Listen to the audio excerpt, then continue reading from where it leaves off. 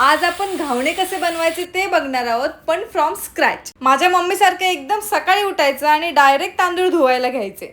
एवढ्या क्वांटिटी मध्ये धुवायची गरज नाहीये, आमची जरा पावसाळ्याची तयारी चालू आहे. तांदूळ नीट पसरवून वाळत घालायचे आणि दुपारी जाऊन एकदा हात पण फिरून यायचा. मग मस्त कडकडीत सुकले की दुसऱ्या दिवशी जाऊन दळून आणायचे. चक्कीवाल्याला सांगायचं दरदरीत दळून दे. मग यामध्ये मीठ आणि पाणी घालायचं आणि आपल्याला एक थिक स्लरी बनवायची आहे. सगळ्या गुठल्या निघाल्या पाहिजे. काहीशी अशी कन्सिस्टन्सी हवी आहे आपल्या पिठाची. मग मस्त कांद्याला तेल लावून घ्यायचं आणि हो, या पिठाला कायलीची काहीच गरज नाहीये. विदाऊट कावील नॉर्मल तव्यावर पण मस्त होतं.